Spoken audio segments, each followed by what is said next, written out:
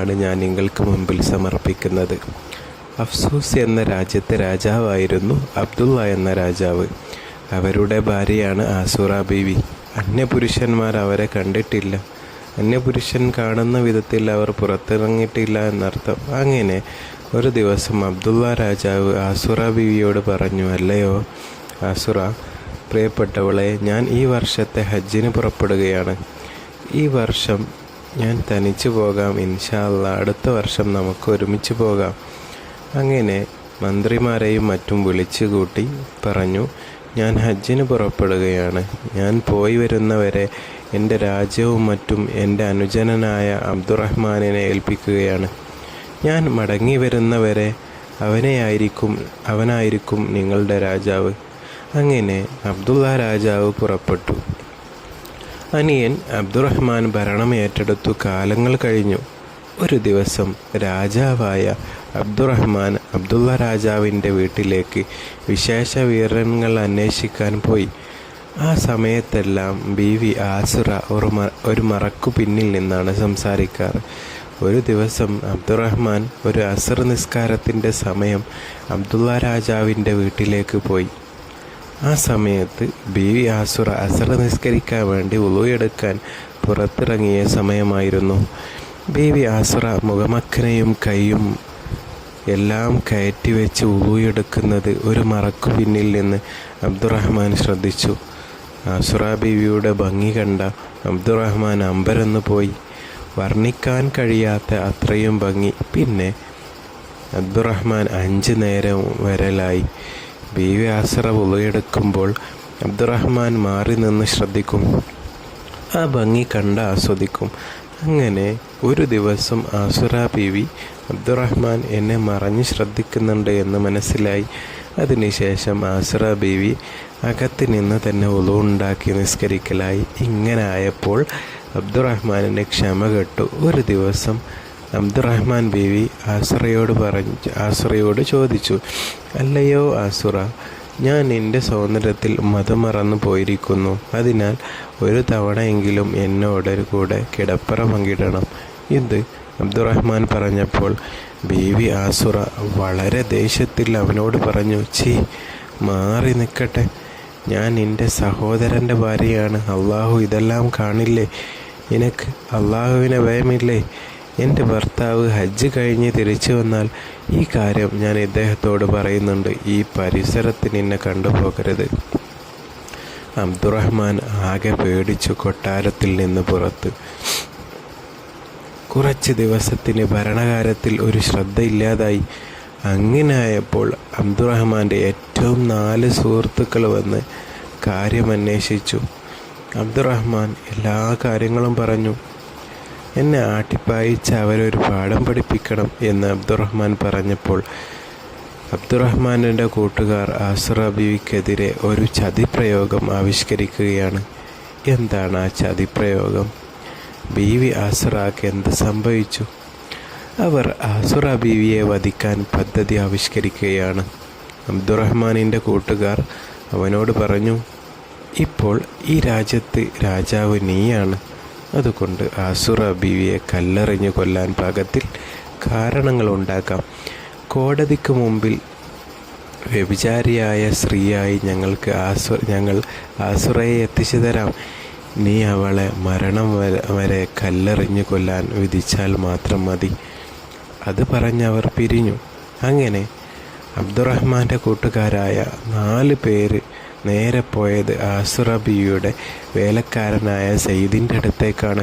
അവർ സെയ്ദിനോട് പറഞ്ഞു, സെയ്ദേ, നമ്മുടെ ഇപ്പോഴത്തെ രാജാവ് അബ്ദുറഹ്മാൻ ചെറിയ പ്രശ്നത്തിലാണ്. അബ്ദുള്ള രാജാവ് ഹജ്ജ് കഴിഞ്ഞ് മടങ്ങി വന്നാൽ അബ്ദുറഹ്മാൻ്റെ തല ഉണ്ടാകില്ല. അതുകൊണ്ട് നീ ഞങ്ങളെ സഹായിക്കണം. ഉണ്ടായ സംഭവങ്ങളെല്ലാം അവർ സെയ്ദിനോട് പറഞ്ഞു. അതുകൊണ്ട് അവളെ ചതിയിൽപ്പെടുത്താൻ നീ കൂട്ടുനിൽക്കണം. അപ്പോൾ ആസുറ ബീവിയുടെ വേലക്കാരൻ സെയ്ദ് ചോദിച്ചു, ഞാൻ എന്താണ് നിങ്ങൾക്ക് ചെയ്തു തരേണ്ടത്? അവർ പറഞ്ഞു, ആസുറ തഹജ്ജ് നിസ്കരിക്കുവാൻ എഴുന്നേൽക്കും. അപ്പോൾ നീ മുൻവാതിലിൻ്റെ ലോക്ക് അഴിച്ചു മാറ്റണം. പുറത്തു നിന്ന് വാതിൽ തള്ളിയാൽ വാതിൽ തുറയുന്ന രൂപത്തിലാക്കി വെക്കണം. എന്നിട്ട് ആരും കാണാതെ ആസുറയുടെ ബെഡ്റൂമിൽ കയറി ഒളിച്ചിരിക്കണം. അവൾ വുളു എടുത്തു വരുമ്പോൾ നീ അവളെ കയറി പിടിക്കണം. നിങ്ങൾ 2 പേരും ബെഡിലേക്ക് മറിഞ്ഞു വീഴണം. അപ്പോൾ പെട്ടെന്ന് ഞങ്ങൾ വാതിൽ തള്ളി അകത്തേക്ക് വരും. വ്യഭിചരിച്ചവൻ നീയും. അത് കണ്ട സാക്ഷികളായ ഞങ്ങൾ 4 പേരും രാജാവിൻ്റെ മുമ്പിൽ സാക്ഷികളായി നിന്നാൽ ഇസ്ലാമിൻ്റെ നിയമപ്രകാരം ആസുറാക്ക് വധശിക്ഷ ഉറപ്പാണ്. പക്ഷേ നിന്നെ ഞങ്ങൾ രക്ഷപ്പെടുത്താം. ഈ കാര്യം അബ്ദുറഹ്മാൻ്റെ 4 കൂട്ടുകാർ സെയ്ദിനോട് പറഞ്ഞപ്പോൾ സെയ്ദ് പറഞ്ഞു, പടച്ചവനെ ഭയപ്പെട്ട് ജീവിക്കുന്ന മഹതിയായ അവരെ ചതിക്കാൻ ഞാൻ ഒരുക്കമല്ല. അവർ 4 പേരും ക്യാഷ് കൊടുത്തു സെയ്ദിനെ അവരുടെ ഭാഗത്തേക്ക്. അന്ന് രാത്രി ഈ ചതി അറിയാത്ത ആസുറ പതിവ് പോലെ തഹജ്ജുദിനെണീറ്റ് പുറത്തേക്ക് പോയപ്പോൾ നേരത്തെ പറഞ്ഞ പ്രകാരം മുൻവാതിലിൻ്റെ ലോക്ക് അഴിച്ചു മാറ്റി. ശേഷം മെല്ലെ സെയ്ദ് ആസുറയുടെ ബെഡ്റൂമിൽ ഒളിച്ചിരുന്നു. ആസുറ ബിവി വുളു എടുത്ത് തിരിച്ചു വരുന്ന സമയത്ത് ഒളിച്ചിരിക്കുന്ന സെയ്ദ് ആസുറ ബിവിയെ കടന്നു പിടിച്ചു. 2 പേരും ബെഡിലേക്ക് മറിഞ്ഞു വീണു. അവർ 2 പേരും പിടിയും ബഹളവുമായി. പെട്ടെന്ന് അബ്ദുറഹ്മാൻ്റെ കൂട്ടുകാർ അവർ 4 പേരും പുറത്തു നിന്ന് വാതിൽ തള്ളി തുറന്നകത്തേക്ക് വന്നു. അപ്പോൾ അവർ കാണുന്ന കാഴ്ച, അബ്ദുറഹ്മാൻ്റെ 4 കൂട്ടുകാരും വാതിൽ തള്ളി തുറന്നു വന്ന് നോക്കുമ്പോൾ കാണുന്നത് ആസുറ ബീവിയും സെയ്ദും തമ്മിലുള്ള പിടിവലിയാണ്. ഭർത്താവ് ഹജ്ജിന് പോയ അവസരത്തിൽ റാണിക്ക് വൃത്യനുമായി വീഴ്ചയോ? ആ കൂട്ടുകാരിൽ ഒരുത്തൻ പരിഹാസ സൂചകമായി ചോദിച്ചു. എൻ്റെ റബ്ബേ, ഞാനെന്താണ് ഈ കേൾക്കുന്നത്? ആസുറ ബീവി പൊട്ടിക്കരഞ്ഞുകൊണ്ട് പറഞ്ഞു, ഞാൻ നിരപരാധിയാണ്. അംഗശുദ്ധി ചെയ്ത് നിസ്കരിക്കാനൊരുങ്ങിയ എൻ്റെ പിന്നിലൂടെ വന്ന് ബലാത്കാരത്തിന് ശ്രമിച്ച നീചനാണ് സെയ്ദ്. അപ്പോൾ സെയ്ദ് പറഞ്ഞു, ആസുറ പറയുന്നത് ശുദ്ധ കളവാണ്. അവർ എന്നെ എന്തോ ആവശ്യമുണ്ടെന്ന് പറഞ്ഞ് വിളിച്ചു വരുത്തി രഹസ്യവേഴ്ചയ്ക്ക് ആവശ്യപ്പെടുകയാണുണ്ടായത്. ആ 4 പേരും പറഞ്ഞു, എല്ലാം ഞങ്ങൾക്ക് മനസ്സിലായി. ഒരു പതിവ്രതയായ റാണി വന്നിരിക്കുന്നു. ഞങ്ങൾ ഇത് രാജാവിനെ റിപ്പോർട്ട് ചെയ്യും. അരുതേ, എന്നെ അപമാനിക്കരുതേ, ഞാൻ നിരപരാധിയാണ് എന്ന് തുടങ്ങിയ യാചനയുടെ സ്വരത്തിൽ കരഞ്ഞുകൊണ്ട് ആസുറ ബീവി അവരോട് പറഞ്ഞു. പക്ഷേ അവർ അത് സ്വീകരിച്ചില്ല. അവർ നേരെ കൊട്ടാരത്തിലേക്കോടി. അബ്ദുറഹ്മാനെ വിവരമറിയിക്കാൻ ബീവി കരഞ്ഞുകൊണ്ട് എല്ലാം അള്ളാഹുവിൽ വരമേൽപ്പിച്ചുകൊണ്ട് അവനിൽ സുജൂദിലായി വീണു. കേസ് കോടതിയിലെത്തി. ജനകീയ കോടതിയിൽ ആസുറ ബീവിയുടെ കേസ് വിചാരണക്ക് വന്നു. വ്യഭിചാരം ചെയ്യുന്നത് നേരിൽ കണ്ടുവെന്ന് ഒരേ സ്വരത്തിൽ പറയുന്ന 4 സാക്ഷികൾ. ആസുറ ബീവി തന്നെ രഹസ്യവേഴ്ചയ്ക്ക് ക്ഷണിച്ചെന്നും താൻ അവരുമായി വ്യഭിചരിച്ചെന്നും ആവർത്തിച്ച് പറയുന്ന സെയ്ദ്. ഏത് കോടതിയിലേക്കും അതിൽ പരം എന്ത് തെളിവാണ് വേണ്ടത്? ഞാൻ നിരപരാധിയാണ്, എന്നെ കരുതിക്കൂട്ടി ചതിച്ചതാണ് എന്നുള്ള കരിങ്കല്ലിനെ പോലും അലിയിക്കുന്ന രീതിയിലുള്ള ബീവിയുടെ അപേക്ഷകൾ കേൾക്കാൻ അവിടെ ആരും തയ്യാറായില്ല. തന്നെയുമല്ല, നീതി നടപ്പാക്കേണ്ട ഭരണാധികാരിയാണ് ന്യായാധിസ്ഥാനത്തിരിക്കുന്നത്. പക്ഷേ അയാളുടെ ആവശ്യം ബീവിയെ ശിക്ഷിക്കണമെന്നുള്ളതാണ്. പിന്നെങ്ങനെയാണ് മറിച്ച് ചിന്തിക്കുക? ഒരു ദാക്ഷിണ്യവും കാട്ടാതെ അബ്ദുറഹ്മാൻ വിധി പ്രഖ്യാപിച്ചു. ഇവിടെ ആസുറ ബീവി സെയ്ദ് എന്ന ഭൃത്യനുമായി അവിഹിത ബന്ധത്തിൽ ഏർപ്പെട്ടിരിക്കുന്നുവെന്ന് പകൽ വെളിച്ചം പോലെ തെളിഞ്ഞിരിക്കുന്നു. ആരാണ് പ്രേരിപ്പിച്ചത് എന്ന കാര്യത്തിൽ മാത്രമേ തർക്കമുള്ളൂ. അതിപ്പോൾ പ്രസക്തമല്ല. ആസുറ ബീവി വ്യഭിചാരം നടത്തി, അതാണ് പ്രശ്നം. ഇവിടെ പ്രതി രാജപത്നിയാണ്, വിശിഷ്യ എൻ്റെ സഹോദരൻ്റെ ഭാര്യയാണ്. അതൊന്നും നീതി നടപ്പിൽ വരുത്തുന്നതിൽ എന്നെ പിന്തിരിപ്പിക്കുകയില്ല. എൻ്റെ സഹോദരനാണെങ്കിൽ പോലും ഈ അവസരത്തിൽ. അതുകൊണ്ട് സെയ്ദ് എന്ന ഭൃത്യൻ അവിവാഹിതനായതുകൊണ്ട് അവനെ 100 അടിയടിച്ച് നാട് കടത്തുക. അടുത്ത വിധി പ്രഖ്യാപിക്കുവാൻ എനിക്ക് സങ്കടമുണ്ട്. ആസുറ ബീവി വിവാഹിതയാണ്. വിവാഹിതർ വ്യഭിചരിച്ചാലുള്ള ശിക്ഷ മരിക്കുന്നതുവരെ കല്ലെറിഞ്ഞു കൊല്ലലാണ്. ആരെവിടെ? ഈ വിധികൾ ഉടൻ നടപ്പിലാക്കട്ടെ. ആ ക്രൂരഹൃദയൻ അബ്ദുറഹ്മാൻ അട്ടഹസിച്ചു. വിധി കേട്ട് പ്രകൃതി പോലും കരഞ്ഞു. വിധി പ്രഖ്യാപനം കേട്ടപ്പോൾ ആസുറ ബീവി പൊട്ടിക്കരഞ്ഞു.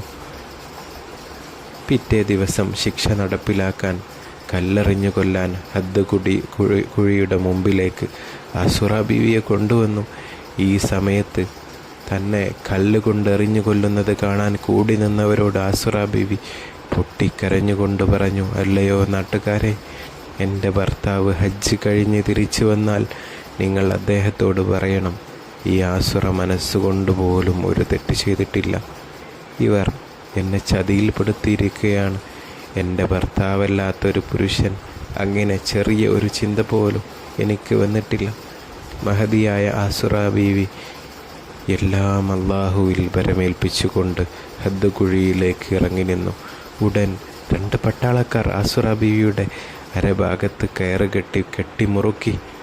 ഏറെ കൊള്ളുമ്പോൾ ഇരിക്കാതിരിക്കാൻ വേണ്ടി 2 പട്ടാളക്കാർ 2 ഭാഗത്തേക്കും പിടിച്ചു വലിച്ചു. ഉടൻ അബ്ദുറഹ്മാൻ പട്ടാളക്കാരോട് വിളിച്ചു പറഞ്ഞു, ഹദ്ദ് കുഴിയിൽ ഇറക്കി നിർത്തിയിരിക്കുന്ന ആസുറയെ എറിഞ്ഞു കൊല്ലുക. അവർ അവൻ്റെ ആജ്ഞ കേട്ട് ഒരു പട്ടാളക്കാരൻ കയ്യിൽ കരുതിയിരിക്കുന്ന ഒരു കരിങ്കൽ കഷ്ണമെടുത്ത് ആസുറ ബീവിയുടെ തലയിലേക്ക് എറിഞ്ഞു. തല പൊട്ടി രക്തം ധാരധാരയായി ഒഴുകി. എല്ലാവരും ശക്തിയായ ഏറെ കണ്ട് ആസുറ ബീവി കുഴിയിലേക്ക് മറിഞ്ഞു വീണു. ആസുറ ബീവിയെ നോക്കാൻ കുറച്ചു പട്ടാളക്കാരെ ഹദ്ദ് കുഴിയുടെ സമീപത്ത് കാവൽ നിർത്തി. അബ്ദുറഹ്മാനും പരിവാരങ്ങളും ജനങ്ങളുമെല്ലാം പിരിഞ്ഞു. രാത്രിയുടെ അന്തിയാമങ്ങൾ. ലോകം മുഴുവൻ പുതപ്പിനടിയിൽ സുഖനിദ്ര കൊള്ളുന്ന സമയത്ത് 4-5 പട്ടാളക്കാർ ഹദ്ദ് കുഴിക്ക് കണ്ണും തുറന്ന് കാവൽ നിൽക്കുകയാണ്. വൈകുന്നേരം നടന്ന ഭീകര സംഭവമോർത്ത് ആ പട്ടാളക്കാരുടെ കണ്ണുകൾ നിറയുകയാണ്. ഒരുപാട് ഹദ്ദേർ അവർ കണ്ടിട്ടുണ്ട്, എന്നാൽ ഇത്തരത്തിലൊന്ന് ആദ്യമായിട്ടാണ്. രാജകുമാരിയായ ആസുറ ബീവി നിരപരാധിയാണെന്നാണ് എനിക്ക് തോന്നുന്നത്. ഒരു പട്ടാളക്കാരൻ പറഞ്ഞു. ഞങ്ങൾക്കും അങ്ങനെ തന്നെ. മറ്റുള്ളവർ അതിനെ ശരിവെച്ചു. പിന്നെങ്ങനെയാണ് അത് സംഭവിച്ചു? ഹദ്ദ് കുഴിയിൽ കൊണ്ടു നിർത്തിയ ബീവി ചുറ്റുകൂടിയ ജനങ്ങളെ അഭിസംബോധനം ചെയ്തു പറഞ്ഞ കാര്യങ്ങൾ അപ്പോഴും അവരുടെ കർണപുടങ്ങളിൽ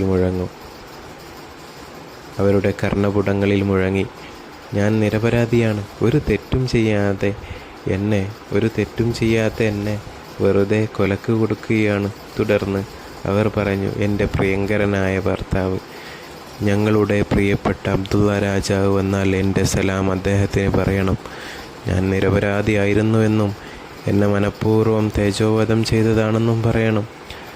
തുടർന്ന് നടന്ന സംഭവങ്ങൾ ഉണർന്നിരിക്കുന്ന പട്ടാളക്കാരുടെ മനോമുഖരത്തിൽ തെളിഞ്ഞു വന്നു. അന്ത്യാഭിലാഷം ചോദിച്ച പട്ടാളക്കാരോട് ആസുറ 2 റക്അത്ത് നിസ്കരിക്കാൻ അനുവാദം വാങ്ങി. അത് കഴിഞ്ഞ് ഹദ്ദ് കുഴിയിൽ ഇറങ്ങി നിന്ന് 2 കൈകളും ആകാശത്തേക്ക് ഉയർത്തിക്കൊണ്ട് വിധിയും കാത്ത് നിന്ന ആ രംഗം മനസാക്ഷിയുള്ള ആരെയും കരയിക്കുന്നതായിരുന്നു. എത്രയെത്ര കരിങ്കൽ ചീളുകളാണ് ആ മൃദുലമേനിയെ കീറിമുറിച്ചത്. എന്നിട്ടും അവർ കരഞ്ഞില്ല, അലമുറയിട്ട് അട്ടഹസിച്ചില്ല. വേദന കൊണ്ട് ആ മുഖം പരിഭ്രമിച്ചില്ല. അവർ ഏതോ അഭൗമിക ലോകത്തിലെന്ന പോലെ അചഞ്ചലമായി നിലകൊണ്ടു. ഒരിക്കലും ഒരു കുറ്റവാളിക്കും അങ്ങനെ പിടിച്ചു നിൽക്കാനാവില്ല. ആ പട്ടാളക്കാരുടെ മനസ്സ് പിടഞ്ഞു. കൊടും ക്രൂരതയെ വകഞ്ഞു മാറ്റി മനസാന്തരത്തിൻ്റെ മഹിതസ്പർശം അവരെ തലോടാൻ തുടങ്ങി. ആസുറ ബീവി ഹദ്ദ് കുഴിയിൽ മറിഞ്ഞു കിടക്കുന്നത് മനസ്സിനെ കീറിമുറിക്കുന്ന കാഴ്ചയായിരുന്നു. അവർ ഹദ്ദ് കുഴിയിലേക്ക് എത്തി നോക്കി. ബീവിയുടെ വിലപ്പെട്ട ജീവൻ ചിറകടിച്ച് പോയെന്നവർ കരുതി. കണ്ടാൽ ഉറങ്ങുകയാണെന്ന് തോന്നും. മുഖത്തിനൊരു ഭാവപകർച്ചയുമില്ല, സൗന്ദര്യത്തിനൊരു കോട്ടവുമില്ല. ഇവർ ഒരു മനുഷ്യ സ്ത്രീയാണോ എന്ന് പോലും അവർക്ക് തോന്നി. സമയം കടന്നുപോയത് ആ പട്ടാളക്കാർ അറിഞ്ഞിരുന്നില്ല. അവർക്ക് ഉറക്കു വരാൻ തുടങ്ങിയിരിക്കുന്നു. അധികം വൈകാതെ ആസുറ ബീവിക്ക് കാവൽ നിൽക്കുന്ന ഒരു പട്ടാളക്കാർ ഉറക്കത്തിലേക്ക് മെല്ലെ മെല്ലെ വഴുതി വീണു. പെട്ടെന്നാണ് അത് സംഭവിച്ചത്. എന്തായിരുന്നത്? ആസുറ ബീവിയെ ഓരോ കരിങ്കല്ലെടുത്ത് എറിഞ്ഞെറിഞ്ഞ് വീഴ്ത്തിയെങ്കിലും മരിച്ചിട്ടുണ്ടായിരുന്നില്ല. ബോധം നഷ്ടപ്പെട്ടതായിരുന്നു. അർദ്ധരാത്രിയുടെ സമയത്ത് ആസുറ ബീവിക്ക് ബോധം തിരിച്ചു കിട്ടിയപ്പോൾ വിശപ്പും ദാഹവും വേദനയും ശക്തിയായി ആസുറ ബീവി കരയാൻ തുടങ്ങി. ശക്തിയായ ഉറക്കത്തിൽ പെട്ടുപോയ പട്ടാളക്കാർ ഇതറിഞ്ഞില്ല. ആ സമയത്താണ് ധനികനായ ഒരു കച്ചവടക്കാരൻ കച്ചവടവും കഴിഞ്ഞ് ആ ഭാഗത്തിലൂടെ കുതിരപ്പുറത്ത് വരുന്നത്. കച്ചവടക്കാർ നോക്കുമ്പോൾ ഒരു പെണ്ണിൻ്റെ കരച്ചിൽ കേൾക്കുന്നു. ചുറ്റുപാടും നോക്കിയപ്പോൾ അകലെ ഒരു വെളിച്ചം കണ്ടു. അടുത്തെത്താറായപ്പോൾ മനസ്സിലായി അത് ഹദ്ദ് കുഴിയാണ്. ഉടൻ ഹദ്ദ് കുഴിയുടെ ആ ഭാഗത്തേക്ക് ചെന്ന് നോക്കിയപ്പോൾ കുഴിയിൽ ചോരയിൽ കുളിച്ചൊരു സ്ത്രീ തളർന്നു കരയുന്നു. വെള്ളം വെള്ളം വെള്ളം. കച്ചവടക്കാരൻ അവിടെ കണ്ട കാഴ്ച അത്ഭുതപ്പെടുത്തി. കത്തിക്കൊണ്ടിരിക്കുന്ന തീപന്തത്തിന് സമീപം കൂർക്കം വലിച്ചിറക്കുന്ന പട്ടാളക്കാർ, ഹദ്ദ് കുഴിയിൽ നിന്നുയരുന്ന ദയനീയ കരച്ചിൽ. തലേ ദിവസം ഹദ്ദിലെറിയപ്പെട്ട വല്ല കുറ്റവാളിയായിരിക്കും. ജീവൻ പോയിട്ടില്ല. അയാൾ പന്തമുയർത്തി സൂക്ഷിച്ചു നോക്കി. ആരെയും അത്ഭുതപ്പെടുത്തും വിധം ഭംഗിയുള്ള ഒരു സ്ത്രീ. പിന്നെ ഒന്നും ചിന്തിച്ചില്ല. അവളെ കോരിയെടുത്ത് തോളിലേറ്റി നടന്നു. പെണ്ണിനെ കുതിരപ്പുറത്തിരുത്തി അയാൾ തൻ്റെ ലക്ഷ്യസ്ഥാനത്തേക്ക് വേഗം കുതിരയെ പായിച്ചു.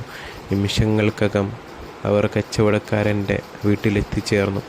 ആസുറാ ബീവിക്ക് കച്ചവടക്കാരനും ഭാര്യയും വേണ്ടുന്ന പ്രഥമ ശുശ്രൂഷകൾ നൽകി. ആ ദമ്പതികൾക്ക് ബീവിയിൽ കനിവ് തോന്നുകയും അവരുടെ വീട്ടിൽ താമസിക്കാൻ അനുവാദം നൽകുകയും അവരുടെ സ്നേഹസ്മരണയായ പരിചരണങ്ങൾക്ക് പോലും. ചുരുക്കം ചില ദിവസങ്ങൾ കൊണ്ട് ബീവിയുടെ ആലസ്യമെല്ലാം മാറി, ക്ഷീണമെല്ലാം മാറി. ശരീരത്തിൻ്റെ അസുഖവും അങ്ങുമിങ്ങുമുണ്ടായിരുന്ന വ്രണവുമെല്ലാം കരിഞ്ഞു തുടങ്ങി. ജീവിതം തിരിച്ചു കിട്ടിയതിൽ അവർ അള്ളാഹുവിനെ അകമഴിഞ്ഞ് സ്തുതിച്ചു.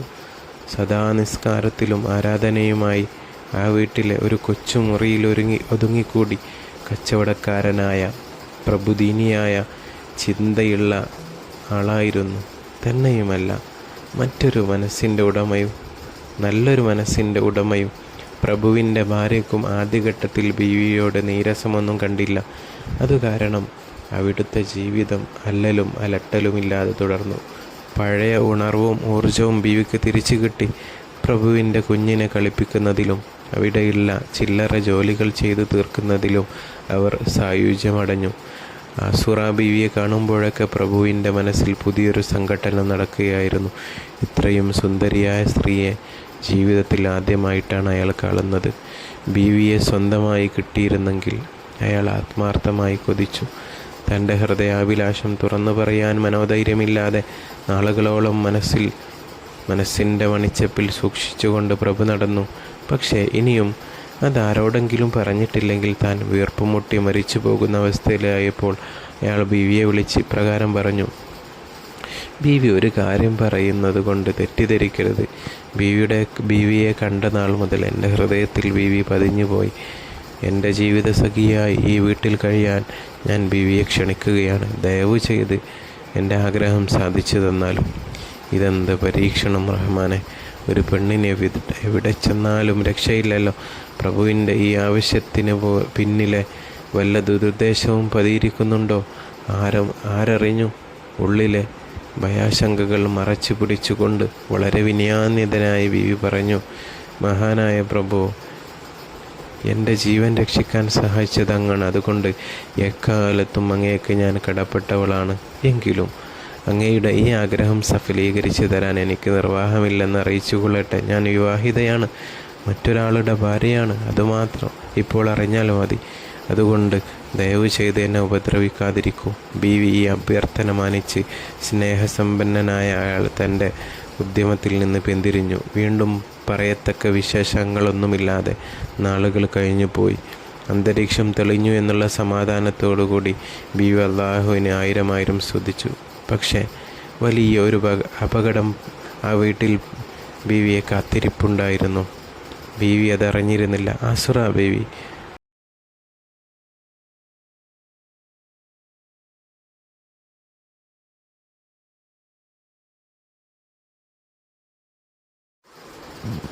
തന്നെ രക്ഷിച്ചിരിക്കുന്ന കച്ചവടക്കാരനായ പ്രഭുവിൻ്റെ വീട്ടിൽ താമസിക്കുകയാണ്. പ്രഭുവിൻ്റെ കുട്ടിയെയും താലോലിച്ചും കളിപ്പിച്ചുമെല്ലാം സന്തോഷത്തോടെ ആസുറാ ബീവി ജീവിതം തള്ളി നീക്കുകയാണ്. ആ സമയത്താണ് പ്രഭുവിൻ്റെ വീട്ടിലെ ഒരു വേലക്കാരൻ ആസുറാ ബീവിയെ ശ്രദ്ധിക്കുന്നത്. ആ വേലക്കാരൻ്റെ മനസ്സിൽ മോശമായൊരു ചിന്ത വന്നു. ആ വിവരം ആസുറാ ബീവിയോട് ഈ വേലക്കാരൻ പറഞ്ഞപ്പോൾ ആസുറാ ബീവി അവനെ ആട്ടിപ്പായിച്ചു. ഇറങ്ങിപ്പോകടാ. എൻ്റെ മുന്നിൽ നിന്ന് അള്ളാഹു ഹറാമാക്കിയ വിചാരത്തിനാണോ നീ എന്നെ ശ്രമിക്കുന്നത്? എൻ്റെ ശരീരത്തിൽ ജീവനുള്ള കാലം വരെ അത്തരമൊരു കാര്യം ചിന്തിക്കാൻ പോലും എനിക്ക് കഴിയില്ല. കടന്നു പോകൂ എൻ്റെ മുന്നിൽ നിന്ന് അസുറ ബീവി അവനെ ആട്ടിപ്പായിച്ചു.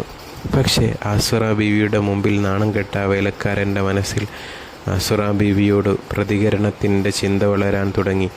ഒരു ദിവസം ഈ വേലക്കാരൻ തോട്ടിൽ ഉറങ്ങുകയായിരുന്ന പ്രഭുവിൻ്റെ ആ കുഞ്ഞിൻ്റെ കഴുത്തിൽ കത്തിവെച്ചു മുറിച്ചു. ആ കുഞ്ഞിനെ കൊലപ്പെടുത്തി. അതിനുശേഷം ചോര പുരണ്ട കത്തി അസുറ ബീവി കാണാതെ അസുറ ബീവിയുടെ ബെഡ്റൂമിൽ തലയിണയുടെ അടിയിൽ കൊണ്ടുപോയി വെച്ചു. കുറച്ചു കഴിഞ്ഞപ്പോൾ പ്രഭുവിൻ്റെ ഭാര്യ കുഞ്ഞിനെ വന്ന് നോക്കിയപ്പോൾ കണ്ട കാഴ്ച, കുഞ്ഞിൻ്റെ തലയെടുത്തു ശരീരത്തിൽ നിന്ന് രക്തം വേർപ്പെടുത്തിയിരിക്കുന്നു. രക്തം നിലക്കാതെ പ്രവഹിക്കുന്നു. പ്രഭുവിൻ്റെ ഭാര്യ ഇത് കണ്ട് ഉച്ചത്തിൽ കരയാൻ തുടങ്ങി. കരച്ചിൽ കേട്ടപ്പോൾ ആളുകൾ ഓടിക്കൂടി. ജനങ്ങൾ തടിച്ചു കൂടി വന്നു. നോക്കുമ്പോൾ വളരെ ദാരുണമായി പിഞ്ചു കുഞ്ഞിനെ കഴുത്തറുത്തിട്ടിരിക്കുന്നു. അവർ നാലുപാടും ഈ കൊലയാളിയെ തിരഞ്ഞു. ആരെയും കണ്ടില്ല. പക്ഷേ അതിനിടയ്ക്ക് ഈ വേലക്കാരൻ സൂത്രത്തിൽ തലയിണയുടെ അടിയിൽ നിന്നും കത്തി പുറത്തെടുത്ത് വീടിൻ്റെ മുമ്പിൽ തടിച്ചുകൂടിയിരിക്കുന്ന ജനങ്ങളുടെ ഇടയിലേക്ക് ഈ ചോര പുരണ്ട കത്തിയുമായി ഓടി. എന്നിട്ട് പറഞ്ഞു, ഈ കത്തി ആസ്രയുടെ ബെഡ്റൂമിൽ തലയിണയുടെ അടിയിൽ നിന്ന് കിട്ടിയതാണ്. ഇവളാണ് കുട്ടിയെ കൊന്നത്. ജനങ്ങൾ പരസ്പരം സംശയത്തോടെ ആസ്രയെ നോക്കി. ആ വേലക്കാരൻ തുടർന്ന് പറഞ്ഞു, ഞാൻ വെറുതെ പറഞ്ഞതല്ല. കാരണം ആസുറ പ്രഭുവിനെ തൻ്റെ ഭർത്താവായി കിട്ടാൻ ആഗ്രഹിച്ചിരുന്നു. പക്ഷേ ഈ കുഞ്ഞ് അതിന് തടസ്സമാണ് എന്ന് മനസ്സിലാക്കിയാണ് ഇവൾ ഈ കുട്ടിയെ കൊന്നത്. ഈ നുണക്കഥ ഇവൻ പറഞ്ഞപ്പോൾ എല്ലാവരും അത് വിശ്വസിച്ചു. ആ സമയത്ത് പ്രഭുവിൻ്റെ ഭാര്യ അസുറ ബിയോട് പറഞ്ഞു, ഞങ്ങൾ എന്ത് തെറ്റാണ് നിങ്ങളോട് ചെയ്തത്? ഹദ്ദുകുഴിയിൽ നിന്ന് എൻ്റെ ഭർത്താവിനെ എന്നെ രക്ഷപ്പെടുത്തി. താമസിക്കാൻ സ്ഥലവും കഴിക്കാൻ ഭക്ഷണവും തന്നു. അതിന് പകരമായിട്ടാണോ നീ എൻ്റെ കുഞ്ഞിനെ കൊലപ്പെടുത്തിയത്? എൻ്റെ ഭർത്താവിനെ നിനക്ക് ഭർത്താവാണെങ്കിൽ ഒരു വാക്കെന്നോട് പറഞ്ഞുകൂടായിരുന്നോ? എൻ്റെ കുട്ടിയെയും കൊണ്ട് ഞാൻ എവിടേക്കെങ്കിലും പോകുമായിരുന്നല്ലോ. നീ ഒരു മനുഷ്യ സ്ത്രീയാണോ? അസുറ ബീവി പൊട്ടിക്കരഞ്ഞുകൊണ്ട് പറഞ്ഞു, ഞാൻ കൊന്നിട്ടില്ല. എനിക്കതിന് സാധ്യമല്ല. അവൻ കള്ളം പറയുകയാണ്. അവനെ വിശ്വസിക്കരുത്. മാസങ്ങളായി എൻ്റെ മടിയിലാണ് ആ കുഞ്ഞ് കളിച്ചു വളർന്നത്. എനിക്കവനെ കൊല്ലാനാവില്ല. അസുറ ബീവി പൊട്ടിക്കരയുകയാണ്. പക്ഷേ പ്രഭുവിൻ്റെ ഭാര്യയെ വിശ്വസിപ്പിക്കാൻ അസുറ ബീവിക്ക് കഴിഞ്ഞില്ല. കാരണം മരിച്ചു കിടക്കുന്നത് സ്വന്തം മകനാണ്. ആ ഒരു തിരിച്ചറിവ് ആ സ്ത്രീയെ സങ്കടവും ദേഷ്യവും വർദ്ധിപ്പിച്ചു. ആ സ്ത്രീ അസുറ ബീവിയെ ആഞ്ഞടിച്ചു. ഈ രംഗം കണ്ടുനിന്ന നാട്ടുകാരും വീട്ടുകാരും അവരോടൊപ്പം കൂടി അസുറ ബീവിയെ പൊതിരെ തള്ളി. ഒരു മനസ്സലിവും കാണിക്കാതെ എല്ലാവരും നാല് ഭാഗത്തും വളഞ്ഞു നിന്ന് അസുറ ബീവിയെ തള്ളിച്ചതക്കുമ്പോൾ അസുറ ബീവി പൊട്ടിക്കരഞ്ഞ് പറയുന്നുണ്ടായിരുന്നു, ഞാനൊരു തെറ്റും ചെയ്തിട്ടില്ല. ഞാനൊരു നിരപരാധിയാണ്. പ്രഭുവിൻ്റെ ഭാര്യയും ബന്ധുക്കളും കൂടി അസുറ ബീവിയെ മർദ്ദിച്ച് അവശനാക്കി. ചോര വാർന്നൊലിച്ചു. ഒരു ഭാഗത്തേക്ക് തളർന്നു വീണ് പെട്ടെന്ന് ആരോ വിളിച്ചു പറഞ്ഞു, പ്രഭു വരുന്നുണ്ട്. എല്ലാവരും ഉറപ്പിച്ചു, അസുറയെ പ്രഭു ഇന്ന് കൊല്ലും. 2 മയ്യത്ത് വീട്ടിൽ നിന്ന് എടുക്കേണ്ടി വരും. ഒന്ന് കുഞ്ഞിൻ്റെയും ഒന്ന് അസുറയുടെയും.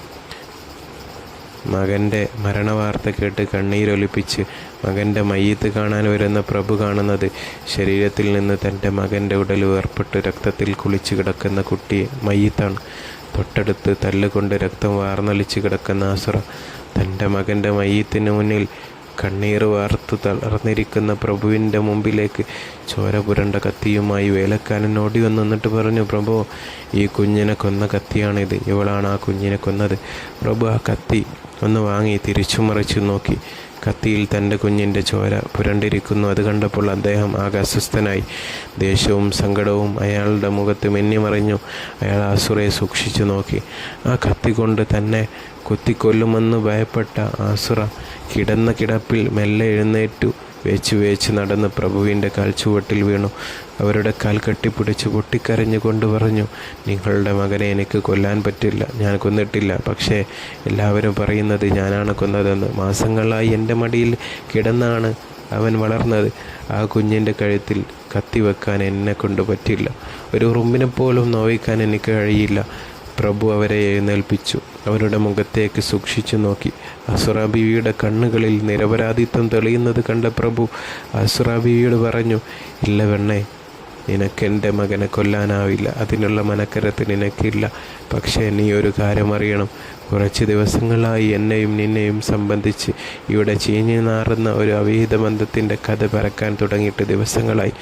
ആരാണ് അതിൻ്റെ പിന്നിൽ എന്നെനിക്കറിയില്ല. പലരും ചോദിച്ചിട്ടുണ്ട്, നിൻ്റെ വീട്ടിലെ പെണ്ണും നീയും തമ്മിലുള്ള ബന്ധമെന്താ എന്ന്. പക്ഷേ മറുപടി കൊടുക്കാൻ എനിക്കായില്ല. പക്ഷേ എൻ്റെ കുഞ്ഞിൻ്റെ മരണത്തോടെ എൻ്റെ കുടുംബജീവിതവും തകർന്നുപോയി. അതുകൊണ്ട് ഇനിയും എൻ്റെ സമാധാനം നഷ്ടപ്പെടുത്താതെ ഞങ്ങളെ വിട്ടൊന്ന് പോയി തരുമോ? എന്നെ വിട്ടു പോയി എങ്ങോട്ടെങ്കിലും പോയിക്കൂടെ നിനക്ക്? അസുറാ ബീവി പറഞ്ഞു, ഇനി നിങ്ങളുടെ കുടുംബത്തിൽ അധിക പറ്റായി ഞാൻ ഉണ്ടാവില്ല. എനിക്ക് അള്ളാഹു കാണിച്ചു തന്ന ഒരു വഴിയുണ്ട്. ഒരു മനുഷ്യൻ്റെ ഭാവി എങ്ങനെയാണ് വേണ്ടതെന്ന് തീരുമാനിക്കേണ്ടവൻ അള്ളാഹുവാണ്. അതുകൊണ്ട് നിങ്ങളെ ബുദ്ധിമുട്ടിക്കാൻ ഞാൻ ഉണ്ടാവില്ല. എന്തായാലും ഒരു കാര്യത്തിൽ എനിക്ക് സമാധാനമുണ്ട്. എല്ലാവരും എന്നെ തെറ്റിദ്ധരിച്ചു. പക്ഷേ ആ കുഞ്ഞിൻ്റെ പിതാവായ അങ്ങ് മാത്രമാണ് എന്നെ വിശ്വസിച്ചത്. നിങ്ങൾ എന്നെ കുറ്റക്കാരെയാക്കിയില്ലല്ലോ. എനിക്കത് മതി. അസുറകത്ത് പോയി പർദ്ദ ധരിച്ച് മുറ്റത്തേക്ക് ഇറങ്ങി വന്നു. എന്നിട്ട് മരിച്ചു കിടക്കുന്ന കുഞ്ഞിൻ്റെ മുഖത്ത് നിന്ന് തുണി നീക്കി നെറ്റിയിൽ ഒരു ചുംബനം കൊടുത്തിട്ട് പറഞ്ഞു, ഇല്ല മോനെ, ഈ പാവം പെണ്ണ് നിന്നെ കൊന്നിട്ടില്ല. നിന്നെ നുള്ളി നോവിക്കാൻ പോലും എനിക്കാവില്ല. അതും പറഞ്ഞ് ആസുറാ ബീവി നിറയുന്ന കണ്ണുകളോടെ അവിടെ നിന്നും യാത്ര തിരിക്കാൻ നേരം പ്രഭു പറഞ്ഞു, ഒന്ന് നിൽക്കൂ, കുറച്ച് പണം ആസുറക്ക് നേരെ നീട്ടിയിട്ട് പറഞ്ഞു, ഇത് സ്വീകരിച്ചോളൂ. ആസുറ പറഞ്ഞു, എനിക്ക് പണം വേണ്ട, എനിക്ക് എൻ്റെ കൂടെ അള്ളാഹു ഉണ്ട്. പ്രഭു സമ്മതിച്ചില്ല. അവർ പറഞ്ഞു, ഈ പണം നിൻ്റെ യാത്രയിൽ ഉപകരിക്കും. വാങ്ങിക്കാൻ സമ്മതിക്കാതായപ്പോൾ പ്രഭു പറഞ്ഞു, ഒരു സഹോദരൻ തരുന്ന പോലെ കരുതി ഇത് സ്വീകരിക്കണം. പ്രഭുവിൻ്റെ ആ നല്ല മനസ്സറിഞ്ഞ് 2 കൈയും നീട്ടി കണ്ണുനീരോടെ അത് സ്വീകരിച്ചു. ശേഷം ആരോടും ഒന്നും പറയാതെ അള്ളാഹുവിനെ മാത്രം ഓർമ്മിച്ചിട്ടുകൊണ്ട് അവിടെ നിന്നും ഇറങ്ങി നടന്നു. പക്ഷേ പോകുന്ന വഴിയിൽ ആസുറാ ബീവിയും കാത്ത് വലിയ ഒരു അപകടം പതിയിരിക്കുന്നത് ആസുറാ ബീവി അറിഞ്ഞിരുന്നില്ല. അള്ളാഹുവിനെ ഓർത്തുകൊണ്ട് ആസുറാ ബീവി നടക്കുകയാണ്. നടന്ന് ചെറിയ ടൗണിലെത്തി. അവിടെ കണ്ട കടയിൽ നിന്ന് കുറച്ച് സാധനങ്ങൾ കയ്യിലുണ്ടായിരുന്ന പെട്ടി സൂക്ഷിച്ച് വീണ്ടും നടക്കുകയായിരുന്നു. കുറച്ചു ദൂരം സഞ്ചരിച്ചപ്പോൾ കുറച്ചപ്പുറത്ത് നിന്നും ഒരു ദയനീയ കരച്ചിൽ കേൾക്കുന്നു. കരച്ചിലിൻ്റെ ശബ്ദം കൂടി വന്നപ്പോൾ ആസുറാ ബീവി കരച്ചിൽ കേൾക്കുന്ന ഭാഗത്തേക്ക് നീങ്ങി. ചെന്ന് നോക്കുമ്പോൾ കാണുന്നത് ഒരുപാട് ആളുകൾ കൂടി നിൽക്കുന്നു. അതിലൊരു മനുഷ്യനെ നിലത്ത് മലർത്തി അവനെ മറ്റുള്ളവർ ആക്രമിക്കുകയാണ്. ഇത് കണ്ടപ്പോൾ ആസുറാ ബീവി ചോദിച്ചു, എന്തിനാണ് ഈ പാവപ്പെട്ട മനുഷ്യനെ ആക്രമിക്കുന്നത്? ആ സമയത്ത് അവിടെ കൂടി നിൽക്കുന്ന ജനങ്ങൾ പറഞ്ഞു, ഇവൻ 300 ദീനാർ കടം വാങ്ങിയിട്ട് ഇതുവരെ തിരിച്ചു തന്നിട്ടില്ല. ചോദിക്കുമ്പോൾ ഓരോ കാരണങ്ങൾ പറഞ്ഞൊഴിഞ്ഞു മാറുകയാണ്. അതുകൊണ്ട് ഇവനെ തല്ലിക്കൊല്ലും. ആസുറാ ബീവി പറഞ്ഞു, നിങ്ങൾ അവരെ വെറുതെ വിട്ടേക്കൂ. ആ 300 ദീനാർ ഞാൻ തരാം. ആസുറാ ബീവി കച്ചവടക്കാരനായ പ്രഭു നൽകിയ ദീനാറിൽ കുറച്ച് സാധനങ്ങൾ വാങ്ങി ബാക്കിയുള്ള 300 ദീനാർ അവർക്ക് കൊടുത്തു. ആ മർദ്ദിതനെ മോചിപ്പിച്ചു. അൽഹംദുലില്ലാ. ഒരു നല്ല പുണ്യപ്രവൃത്തി ചെയ്ത സന്തോഷത്തിൽ ആസുറാ ബീവി നടന്നകനാൻ തുടങ്ങിയപ്പോൾ ഈ കടത്തിൽ നിന്നും രക്ഷപ്പെടുത്തിയ ആൾ പിന്നിൽ നിന്നും ആസുറാ ബീവിയെ വിളിക്കാൻ തുടങ്ങി. ആസുറാ ബീവി ചോദിച്ചു, എന്ത് വേണം? ഇനിയും ആരെങ്കിലും നിന്നെ ഉപദ്രവിക്കുന്നുണ്ടോ? ഇനി ആർക്കെങ്കിലും കടം കൊടുക്കാനുണ്ടോ? ആസുറാ ബീവി രക്ഷപ്പെടുത്തിയ ആൾ പറഞ്ഞു, ആരും എന്നെ ഉപദ്രവിക്കുന്നില്ല. ഇനി ഞാൻ ആർക്കും കടം കൊടുക്കാനുമില്ല.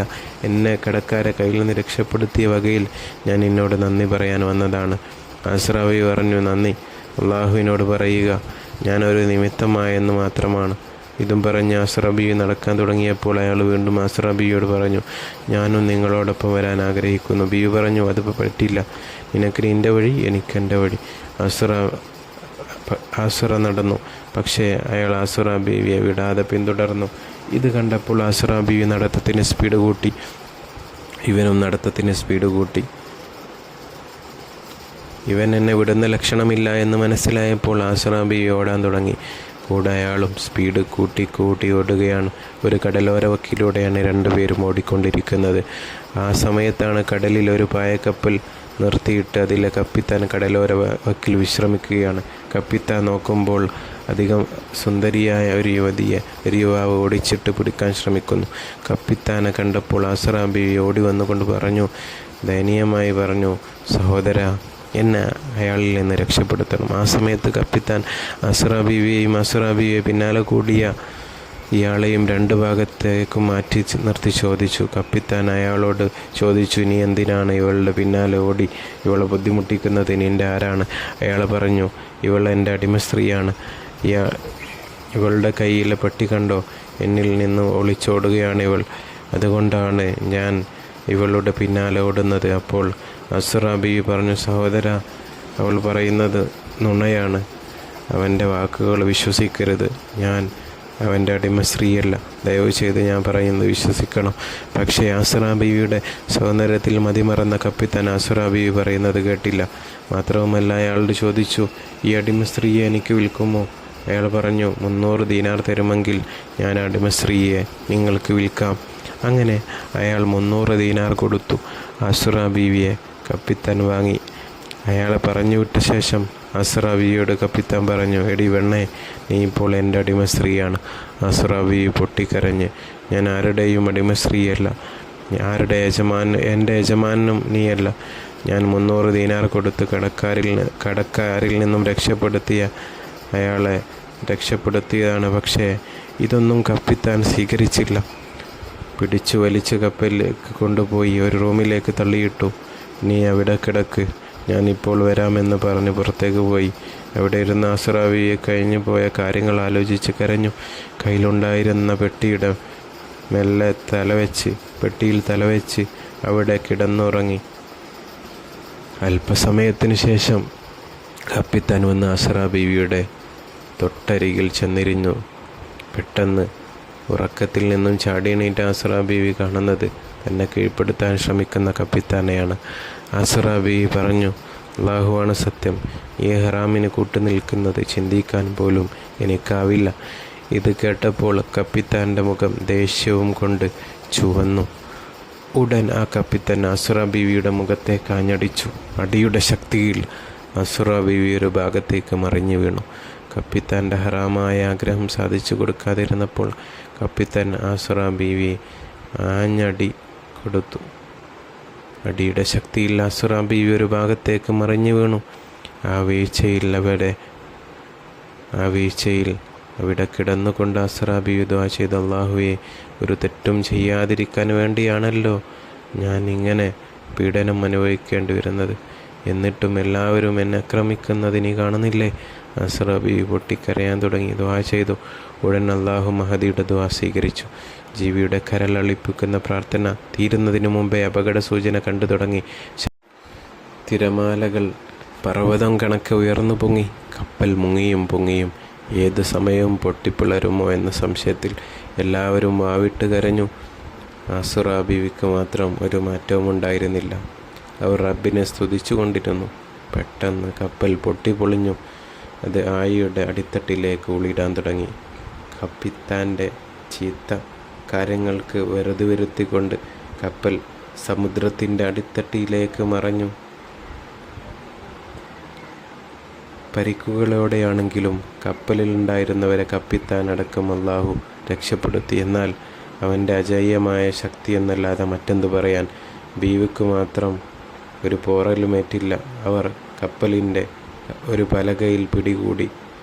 തൻ്റെ പെട്ടിയും അവരുടെ കയ്യിൽ തന്നെ ഉണ്ടായിരുന്നു. തിരമാലകൾ തള്ളി ആ പലക കഷ്ണത്തോടൊപ്പം ആസ്റാ ബീവിയെയും കരക്കടുപ്പിച്ചു. ബീവി സർവശക്തനായ അള്ളാഹുവിനെ വാഴ്ത്തിക്കൊണ്ട് കരക്കിറങ്ങി. അവർ തൻ്റെ വസ്ത്രങ്ങളെല്ലാം വിജനമായ ഒരു സ്ഥലത്ത് അയച്ചു വെച്ചു. ദേഹത്ത് പറ്റിപ്പിടിച്ചിരുന്ന ഉപ്പുവെള്ളം തുടച്ചു നീക്കി. പെട്ടിയിൽ വാങ്ങി സൂക്ഷിച്ചിരുന്ന വസ്ത്രങ്ങളെല്ലാം പുറത്തെടുത്തു. അത്ഭുതം! ആ പെട്ടിയിൽ കോട്ടും സൂട്ടും തലയിൽ കെട്ടുമെല്ലാം പുരുഷന്മാരുടേതായിരുന്നു. ബീവി നടുങ്ങി. താൻ ബോധമറ്റ് കിടന്നപ്പോൾ കപ്പിത്താൻ ചെയ്ത പണിയാണിത്. എന്തായാലും അടുത്ത വസ്ത്രം വാങ്ങുന്നതുവരെ ഇതുതന്നെ ധരിക്കണം. അല്ലാഹുവേ, ബാലികന്മാരുടെ കരങ്ങളിൽ നിന്നും രക്ഷ നേടാൻ ഇതല്ലാതെ മറ്റൊരു മാർഗവും ഞാൻ കാണുന്നില്ല. ഈ അവിവേകം എന്നോട് ഇനി പൊറുക്കണേ. ആസ്റാ ബീവി മനനൊന്ത് പ്രാർത്ഥിച്ചു. അങ്ങനെ ആസുറാ ബീവി പുരുഷൻ്റെ വേഷം ധരിച്ച് നടന്നു. മനസ്സിൻ്റെ ഉള്ളിൽ തന്നെ ആരെങ്കിലും തിരിച്ചറിയുമോ എന്ന ഭയത്തോടെ എത്ര ദൂരം സഞ്ചരിച്ചു എന്നറിയില്ല. അവസാനം യമൻ രാജ്യത്താണ് താൻ എത്തിയിരിക്കുന്നതെന്ന് തിരിച്ചറിഞ്ഞു. അവിടെ കണ്ട നിസ്കാരപ്പള്ളിയുടെ അടുത്തേക്ക് നടന്നു. നിസ്കാര സമയം കഴിഞ്ഞ ആളുകളെല്ലാം അസുറ എന്ന ചെറുപ്പക്കാരനെ കണ്ടപ്പോൾ അത്ഭുതത്തോടെ നോക്കി. ഈമാൻ നിറഞ്ഞു നിൽക്കുന്ന തേജസ്സുള്ള മുഖം. അവർ ചോദിച്ചു, നിങ്ങൾ എവിടെ നിന്ന് വരുന്നു? ഇപ്പോൾ അസുറ പറഞ്ഞു, ഞാൻ വളരെ ദൂരെ നിന്ന് വരികയാണ്. ഖുർആനും ഹദീസും കുറച്ച് ഞാൻ പഠിച്ചിട്ടുണ്ട്, വൈദ്യചികിത്സയും കുറച്ചൊക്കെ അറിയാം. അവർ പറഞ്ഞു, അൽഹംദുലില്ലാ, നിങ്ങൾ ഈ നാട്ടിൽ, നല്ല വൈദ്യനില്ലാത്ത ഈ നാട്ടിൽ എല്ലാവരും വിഷമിച്ചിരിക്കുകയാണ്. നിങ്ങൾ ഇവിടെ നിൽക്കുകയാണെങ്കിൽ സാധുക്കളായ ഈ നാട്ടുകാർക്ക് വലിയ ഉപകാരമാവും. അസുറ എന്ന ചെറുപ്പക്കാരൻ അത് സമ്മതിച്ചു. അവർ ചോദിച്ചു, നിങ്ങളുടെ പേരെന്താണ്? ആസുറ എന്ന ചെറുപ്പക്കാരൻ പറഞ്ഞു, നിങ്ങളുടെ എളുപ്പത്തിന് വേണ്ടി എന്നെ ഹക്കീം എന്ന് വിളിച്ചോളൂ. അങ്ങനെ ആസുറാബി എന്ന ഹക്കീമിന് താമസിക്കാൻ ഒരു വീടുണ്ടാക്കി കൊടുത്തു. അങ്ങനെ ചികിത്സയും തുടങ്ങി. ഏത് രോഗം വന്നാലും മാറ്റിക്കൊടുത്തു. ഫാത്തിഹ സൂറത്തോതി വെള്ളം മന്ദിരിച്ചു കുടിക്കാൻ നൽകും. അള്ളാഹുവിൻ്റെ കുദറത്ത് കൊണ്ട് എല്ലാവരുടെയും അസുഖങ്ങൾ മാറാൻ തുടങ്ങി. എത്ര വലിയ രോഗവും മാറി. അസുറ എന്ന ഹക്കീം ഫാത്തിഹ ഓതി മന്ത്രിച്ച് വെള്ളം നൽകി അള്ളാഹുവിൻ്റെ കഴിവ് കൊണ്ട് മാറ്റിക്കൊടുത്തു. ഇതറിഞ്ഞ ജനങ്ങൾ കൂട്ടം കൂട്ടമായി വരാൻ തുടങ്ങി. അധികം വൈകാതെ അസുറ എന്ന ഹക്കീം എന്ന വൈദികൻ്റെ പ്രസക്ത കാട്ടുതീ പോലെ ആ രാജ്യത്ത് പടർന്നു. ആ സമയത്താണ് അത് സംഭവിച്ചത്. അസുറ എന്ന ഹക്കീം എന്ന വൈദികൻ്റെ പ്രസക്തി രാജ്യത്തറിയപ്പെട്ടു. ആ രാജ്യത്തെ ചക്രവർത്തിക്കൊരു മകളുടെ പേര് സുഹറ. മാറാത്ത വയറുവേദന കൊണ്ട് വളരെ അധികം ബുദ്ധിമുട്ടുന്ന സമയത്തായിരുന്നു. അപ്പോഴാണ് ആരോ എന്ന് പറഞ്ഞത്, നമ്മുടെ രാജ്യത്ത് ഹക്കീം എന്ന് പറയുന്ന വൈദികനുണ്ട്. എത്ര വലിയ മാറാത്ത അസുഖങ്ങളും അവരടുക്കൽ പോയാൽ മാറിക്കിട്ടും. ഉടനെ രാജാവ് പറഞ്ഞു, എത്രയും പെട്ടെന്ന് പോയി വൈദികനെ കൂട്ടിക്കൊണ്ടുവരൂ. പട്ടാളക്കാർ പോയി അസുറ എന്ന ഹക്കീമിൻ്റെ വൈദികനെ കണ്ടു വിവരങ്ങളെല്ലാം പറഞ്ഞു കേൾപ്പിച്ചു. ആദ്യം കൊട്ടാരത്തിലേക്ക് വരാൻ വിസമ്മതിച്ചെങ്കിലും പട്ടാളക്കാരുടെ നിർബന്ധത്തിന് വഴങ്ങി കൊട്ടാരത്തിലേക്ക് ഹക്കീം എന്ന വൈദികൻ വന്നു. രാജകുമാരി സൂറാക്ക് ഫാത്തിഹോദി വെള്ളത്തിൽ മന്ത്രിച്ചു കുടിക്കാൻ കൊടുത്തു. റബ്ബിൻ്റെ അനുഗ്രഹത്താൽ രാജകുമാരിയുടെ രോഗം പൂർണ്ണമായും ശിഫയായി. രാജാവിന് വളരെ സന്തോഷമായി.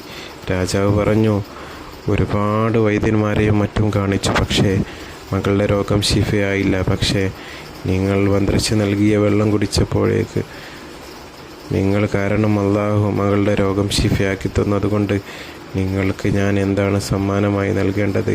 വൈദികൻ ഹക്കീം പറഞ്ഞു, എനിക്കൊന്നും വേണ്ട. രാജാവ് പറഞ്ഞു, അത് പറയാൻ പറ്റില്ല, എന്തെങ്കിലും ഒന്ന് സമ്മാനമായി സ്വീകരിക്കണം. രാജാവിൻ്റെ നിർബന്ധം കാരണം ഹക്കീം എന്ന വൈദികൻ പറഞ്ഞു, താമസിക്കാൻ ഒരു വീട് കിട്ടിയാൽ നന്നായിരുന്നു. രാജാവ് ഉടനെ കൽപ്പന പുറപ്പെടുവിപ്പിച്ചു. നമ്മുടെ പഴയ കൊട്ടാരം ഇപ്പോൾ താമസമില്ലാതെ കിടക്കുകയാണ്, അവിടത്തേക്ക് താമസം മാറ്റി കൊടുക്കൂ. അങ്ങനെ അസുറാവി എന്ന ഹക്കീം വൈദ്യൻ അവിടെ താമസിക്കുകയാണ്. വയതുപോലെ ചികിത്സയും വിഭാഗത്തും എല്ലാം ആയി മുന്നോട്ട് ജീവിതം നീങ്ങിക്കൊണ്ടിരിക്കുകയാണ്. ഈ സമയത്താണ് രാജകുമാരി സുഹറാക്കൊരാഗ്രഹം. എൻ്റെ രോഗം മാറാൻ കാരണക്കാരനായ വൈദികൻ ഹക്കീമിനെ എനിക്ക് ഭർത്താവായി കിട്ടിയാൽ നന്നായിരുന്നു. രാജകുമാരി ഈ വരം ഉമ്മയോട് പറഞ്ഞു. താമസിയാതെ ഈ വരം ഉപ്പയുടെ ചെവിയിലുമെത്തി.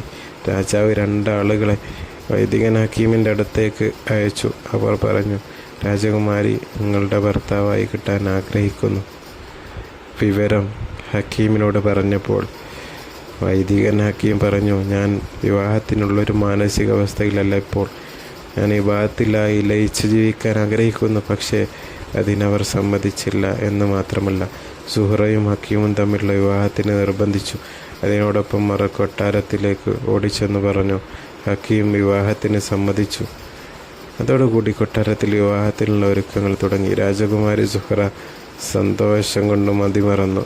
കയ്യിൽ മൈലാഞ്ചി വരച്ചും തോഴിമാർ ഒപ്പനപ്പാട്ടും പാടി രാജകുമാരിയുടെ ചുറ്റും കൂടി. നാളെയാണ് കല്യാണം. അതേസമയത്ത് കുറച്ചപ്പുറത്ത് ഒരാൾ ദുഃഖിതനായിരിക്കുകയാണ്. യാ അല്ലാഹ്, നീ എന്നെ വീണ്ടും പരീക്ഷിക്കുകയാണ്. ഞാൻ പെണ്ണാണ് എന്നുള്ള സത്യം നിനക്കല്ലാതെ മറ്റാർക്കും അറിയില്ല. ഞാൻ എന്തു ചെയ്യും? ആസുറ എന്ന ഹക്കീം വൈദികൻ കരയുകയായിരുന്നു. കല്യാണത്തിൻ്റെ അന്ന് രാജാവ് മന്ത്രിമാരെയും മറ്റും വിളിച്ചിട്ട് പറഞ്ഞു, നിങ്ങൾ നമ്മുടെ ഹക്കീമിനെ അണിച്ചൊരുക്കി കൂട്ടിക്കൊണ്ടുവരണം. പറഞ്ഞ പോലെ പുതുമാരന് ധരിക്കേണ്ട പുതിയ വസ്ത്രങ്ങളെല്ലാം കൊണ്ടുപോയി. ആസുറ ബീവി ഹക്കീം വൈദികൻ ഒരു നിവൃത്തിയുമില്ല എന്ന് കണ്ടപ്പോൾ കൊണ്ടുവന്ന പുതിയ വസ്ത്രം ധരിച്ച് പരിവാരങ്ങളോടൊപ്പം വിവാഹ പന്തലിലേക്ക് നടക്കുകയാണ്. നിക്കാഹിൻ്റെ മുഹൂർത്തമെല്ലാം കഴിഞ്ഞു. നിക്കാഹ് കഴിഞ്ഞു. രാത്രിയായപ്പോൾ ഹക്കീമിന് മണവാട്ടിയോട് എന്ത് പറയണമെന്നറിയാതെ അവസ്ഥയായിരുന്നു. അല്പസമയത്തിന് ശേഷം മണവാട്ടി മണിയറയിലേക്ക് വരുന്നത് കണ്ട് ആസ്ര എന്ന ഹക്കീം മുസല്ല എടുത്ത് നിസ്കാരം തുടങ്ങി. ആ നിസ്കാരം സുബഹി വരെ നീണ്ടു. പിറ്റേ ദിവസവും ഇത് തന്നെ ആവർത്തിച്ചു. ഇത് കാരണം മണവാട്ടിക്ക് വിഷമം അലട്ടാൻ തുടങ്ങി. ഇവരും ഉമ്മയോട് അവതരിപ്പിച്ചു.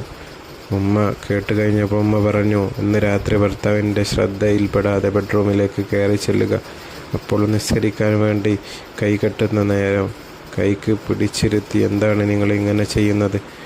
ഒരു കാര്യം അന്വേഷിക്കണം, ഉമ്മ രാജകുമാരിയോട് പറഞ്ഞു. ഇത് കേട്ട് രാജകുമാരി ഹക്കീമിൻ്റെ ശ്രദ്ധയിൽപ്പെടാതെ മണിയറയിൽ കയറി. രാജകുമാരിയെ കണ്ടപാടെ നിസ്കരിക്കാൻ വേണ്ടി നിൽക്കുമ്പോൾ കൈപിടിച്ചു രാജകുമാരി ചോദിച്ചു, നിങ്ങൾ എൻ്റെ ഭർത്താവല്ലയോ? ഭർത്താവ് ഒരു ഭാര്യയോട് നിറവേറ്റേണ്ട കടമകളില്ലേ? നിങ്ങൾ എന്താണ് അതൊന്നും ശ്രദ്ധിക്കാതെ എപ്പോഴും നിസ്കാരത്തിൽ മുഴങ്ങുന്നത്? ആസുറ ബീവി ചിന്തിച്ച് എല്ലാ സത്യങ്ങളും രാജകുമാരിയോട് പറയാൻ സമയമായി. ആസുറ ബീവി പറഞ്ഞു, ഞാൻ ഹക്കീമല്ല, അഫ്സൂസ് എന്ന രാജ്യത്തെ രാജാവായ അബ്ദുള്ള രാജാവിൻ്റെ ഭാര്യയായ ആസുറ എന്നവളാണ്. അത് പറഞ്ഞ് ആസുറ തലയിലെ കെട്ട് എടുത്തു മാറ്റി. ഇത് കണ്ട് മേയിച്ചു നിൽക്കുന്ന രാജകുമാരി ആസുറ ബീവി നടന്ന എല്ലാ സത്യങ്ങളും പറഞ്ഞു. കഥകൾ കേട്ടപ്പോൾ രാജകുമാരി ഇത് സ്വപ്നമാണോ യാഥാർത്ഥ്യമാണോ എന്ന് തിരിച്ചറിയാൻ പ്രയാസപ്പെട്ടു. ആസുറ ബീവി പറഞ്ഞു, ഈ വിവരം പുറത്തു പറയരുത്. കുറച്ച് ദിവസം കൂടി ഇത് പോരെ തുടരണം. നമ്മുടെ ബെഡ്റൂമിൽ നീ അനിയത്തിയും ഞാൻ രക്ഷത്തിയും, പുറത്ത് നമ്മൾ ഭാര്യയും ഭർത്താവും. രാജകുമാരി സമ്മതിച്ചു. ദിവസങ്ങൾ കടന്നുപോയി. ഒരു ദിവസം ആസുറ ബീവി ഒരു സ്വപ്നം കണ്ടു. തൻ്റെ ഭർത്താവ് ഹജ്ജ് കഴിഞ്ഞ് തിരിച്ചെത്തിയിരിക്കുന്നു. ഈ വിവരം രാജകുമാരിയോട് പറഞ്ഞു. എൻ്റെ ഭർത്താവ് ഹജ്ജ് കഴിഞ്ഞ് തിരിച്ചെത്തിയിരിക്കുന്നു. സത്യങ്ങൾ പുറത്തു പറയാൻ ഇനി അധിക ദിവസങ്ങളില്ല. ആസുറ ബീവി സ്വപ്നം കണ്ട പോലെയെല്ലാം അബ്ദുള്ള രാജാവ് ഹജ്ജ് കഴിഞ്ഞ് തിരിച്ചെത്തി വന്ന് നോക്കുമ്പോൾ കേൾക്കുന്നത് ഞെട്ടിപ്പിക്കുന്ന വാർത്തകളാണ്. പക്ഷേ ആസുറ ബീവി ഉപദ്രവിച്ചവരെ ആരെയും അള്ളാഹു വെറുതെ വിട്ടില്ല. അബ്ദുറഹ്മാൻ്റെ 2 കണ്ണും രോഗം ബാധിച്ചു പഴുത്തു വന്നു. 2 കണ്ണും പഴുത്ത് ചെയ്യാൻ തുടങ്ങി. അവൾ മഹദിയെ നോക്കി മോഹിച്ചതാണല്ലോ. ഇതേ രോഗം അവൻക്ക് വേണ്ടി കള്ളസാക്ഷ്യം പറഞ്ഞവർക്കും അള്ളാഹു കൊടുത്തു. ആ സമയത്താണ് ഒരു വഴിപ്പോക്കൻ വന്നു. വഴിപ്പോക്കൻ ഈ 5 പേരുടെ 2 കണ്ണും പഴുത്ത് നാശമായ രൂപം കണ്ട് വഴിപ്പോക്കൻ പറഞ്ഞു, യമൻ ഭാഗത്ത് ഹക്കീം എന്ന പേരുള്ള ഒരു വൈദികൻ താമസിക്കുന്നുണ്ട്. ഏത് മാറാരോഗവും അദ്ദേഹത്തിൻ്റെ അടുക്കൽ പോയാൽ ഭേദമാകും.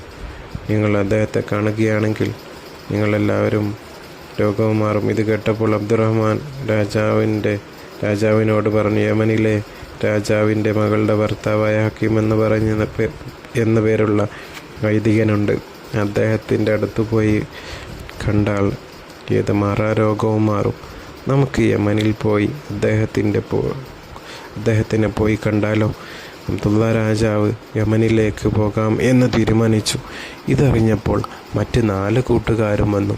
അബ്ദുറഹ്മാനോട് പറഞ്ഞു, ഞങ്ങളെയും കൂട്ടണം, ഞങ്ങളെയും കണ്ണ് നിൻ്റെ അതേ അവസ്ഥയാണ്, ആയിക്കോട്ടെ കൂടെ കൂട്ടാമെന്ന് പറഞ്ഞ് അങ്ങനെ അനുജനെയും കൂട്ടുകാരെയും യമനിലേക്ക് ചികിത്സക്ക് കൊണ്ടുപോകുന്ന വാർത്ത നാടെങ്ങും പരന്നു. വാർത്ത പരന്നപ്പോൾ ഓരോരുത്തരായി കയറി വരാൻ തുടങ്ങി. കൈപ്പഴുത്തവൻ, ദേഹമാസകലം ചൊറി പിടിച്ചവൻ, എല്ലാവരും ആസുറ ബീവിയെ ഉപദ്രവിച്ചവരായിരുന്നു. എല്ലാവരെയും കൂടി വാഹനം യമൻ എന്ന രാജ്യത്തെ ലക്ഷ്യമാക്കി നീങ്ങി. രോഗികളെ കൂട്ടി അബ്ദുള്ള രാജാവ് യമനിലേക്ക് തിരിച്ചു വന്നു. ഈ സമയം ആസുറ ബീവിക്ക് അള്ളാഹു സ്വപ്നം കാണിച്ചു കൊടുത്തു. വളരെ രസകരമായൊരു സ്വപ്നമായിരുന്നു. അള്ളാഹു എനിക്ക് കാണിച്ചു തന്നു. എൻ്റെ ഭർത്താവും എന്നെ ചതിച്ചവരും അങ്ങോട്ട് വരുന്നുണ്ട്. അതുകൊണ്ട് നമുക്കവർക്ക് ഒരു സ്വീകരണം ഒന്ന് കൊടുക്കണം, പ്രത്യേക ബെഡ്റൂമുകൾ തയ്യാറാക്കണം. എൻ്റെ ഭർത്താവിന് ഞാൻ ബെഡ്റൂം തയ്യാറാക്കാം. അങ്ങനെ പ്രത്യേകമായ ബെഡ്റൂമുകൾ തയ്യാറാക്കി. അങ്ങനെ 3 ദിവസങ്ങൾക്ക് ശേഷം അബ്ദുള്ള രാജാവും അനുജന്മാരും യമനിലെ കൊട്ടാരത്തിലെത്തി. അബ്ദുള്ള രാജാവ് യമൻ രാജാവിൻ്റെ അടുക്കലേക്ക് ചെന്നിട്ട് പറഞ്ഞു, ഞാൻ അഫ്സൂസിലെ രാജാവാണ്. എൻ്റെ അനുജന്മാരടക്കം ചില രോഗികളെയും കൊണ്ടാണ് ഞാൻ വന്നത്. നിങ്ങളുടെ മകളുടെ ഭർത്താവിൻ്റെ ചികിത്സ കേട്ടറിഞ്ഞ് വന്നതാണ്. അതുകൊണ്ട് ചികിത്സ നടത്തണം. എല്ലാവരും വിഷമത്തിലാണ്. യമനിലെ രാജാവ് മകളെ വിളിച്ചിട്ട് പറഞ്ഞു, ഇവർ സാധാരണക്കാരല്ല, അയൽ രാജ്യത്തെ രാജാവും സംഘവുമാണ്. അതുകൊണ്ട് ചികിത്സ നടത്താനുള്ള ഏർപ്പാട് ചെയ്യണമെന്ന് പറഞ്ഞു. മകൾ പോയി അസുറയോട് കാര്യങ്ങൾ പറഞ്ഞു. അസുറ ബീവി പറഞ്ഞു, ഇന്ന് ആർക്കും മരുന്ന് തരുന്നില്ല, ഇതൊക്കെ നാളെയാണ്. എല്ലാവരോടും പോയി വിശ്രമിക്കാൻ പറയൂ എന്ന് പറഞ്ഞ് തിരിച്ചയക്കാൻ പറഞ്ഞു. ചികിത്സ നാളെ തുടങ്ങാം എന്ന തീരുമാനത്തിൽ എല്ലാവരും ഭക്ഷണം കഴിച്ച് അവരുടെ ബെഡ്റൂമിലേക്ക് പോയി. കൂട്ടത്തിൽ അബ്ദുള്ള രാജാവും. രാത്രി ഭക്ഷണമെല്ലാം കഴിച്ച് തനിക്ക് വേണ്ടി തയ്യാറാക്കിയിരുന്ന ബെഡ്റൂമിലേക്ക് അബ്ദുള്ള രാജാവ് ചെന്ന് നോക്കുമ്പോൾ തനിക്ക് വിശ്രമിക്കാൻ വേണ്ടി സജ്ജീകരിക്കപ്പെട്ട കിടപ്പറ കണ്ടപ്പോൾ ഒരുപാട് പൂർവ്വകാല സ്മൃതികൾ അദ്ദേഹത്തിൻ്റെ മനസ്സിലൂടെ കടന്നുപോയി. അസൂറ ബീവിയെ വിവാഹം കഴിച്ച ആദ്യമായി മണിയറയിൽ കൂടിയപ്പോൾ അതേ അനുഭവം. കൊട്ടാരത്തിൻ്റെ കരിങ്കൽ ഭിത്തികളില്ലെങ്കിലും അതേ മണിയറ പോലെ തോന്നി രാജാവിന്. അതേ രൂപത്തിൽ പണിത കട്ടിൽ, അതേ കിടക്ക, അതേ വിരിപ്പ്. കിടക്കയിൽ വിതറപ്പെട്ട പൂവുകൾ കൂടി മാറ്റമില്ല. എന്തൊരു സാമ്യം! ആരാണ് ഇത്രയും കലാപരമായി കിടപ്പറ ഒരുക്കിയത്? ബുദ്ധിമതിയായ ഒരു പെൺകുട്ടിക്കല്ലാതെ ഇത്ര കലാപരമായി ഒരു ബെഡ്റൂം തയ്യാറാക്കുവാൻ കഴിയില്ല. ഇങ്ങനെ പലവിധ ചിന്തകൾക്കുമായി അദ്ദേഹം മൃദുലമായ കട്ടിൽ കയറിയിരുന്നു. അന്ന് തൻ്റെ മണിയറയിലുണ്ടായിരുന്ന അതേ രൂപത്തിലുള്ള കനകവിളക്ക് പ്രകാശം ചൊരിയുന്നു. മേശപ്പുറത്ത് തയ്യാറാക്കി വെച്ചിരുന്നത് പോലെ ഒരു സ്വർണ്ണ ചഷകത്തിൽ മധുരപലഹാരങ്ങൾ തയ്യാറാക്കി വെച്ചിരിക്കുന്നു. ഇതെന്ത് പരീക്ഷണമാണ് റബ്ബേ! തൻ്റെ മനസ്സിൻ്റെ സമനില തെറ്റുന്നല്ലോ. ഞാൻ ഈ കാണുന്നത് സ്വപ്നമോ യാഥാർത്ഥ്യമോ? അബ്ദുള്ള രാജാവ് തൻ്റെ ശരീരത്തിൽ നുള്ളി നോക്കി. വേദനിക്കുന്നുണ്ട്. അപ്പോൾ സ്വപ്നമല്ല, അത് അസുറയാണ് ആ പാനീയം തൻ്റെ നേരെ നീട്ടിയത്. പക്ഷേ ഇന്നാരുമില്ല. മേശപ്പുറത്ത് മൂടി വെച്ചിരിക്കുകയാണ്. തൻ്റെ അസുറ ബീവി ഇപ്പോൾ വരും, തനിക്ക് ചഷകം തരും. എല്ലാം ആലോചിച്ച് ഒരു തരം വിഭ്രാന്തിയിൽ അയാൾ കുറച്ചു നേരം ഇരുന്നു പോയി. ഇല്ല, ആരും വന്നില്ല. അവസാനം അബ്ദുള്ള രാജാവ് തന്നെ ആ ചഷകമെടുത്ത് വായോടടുപ്പിച്ചു. അല്പമായി കുടിച്ചു. എന്തൊരത്ഭുതം! അതേ രുചി. തൻ്റെ പ്രിയപ്പെട്ടവൾ ആദ്യ രാത്രിയിൽ തനിക്ക് വേണ്ടി നീട്ടിയ പായസത്തിൻ്റെ അതേ മധുരം, അതേ സ്വാദ്. ഇതെങ്ങനെ സംഭവിച്ചു? അയാളുടെ കണ്ണുകളിൽ നിന്നും കണ്ണുനീർ ഉതിർന്നു വീണു. ആ മുഖം വിവരണമായി.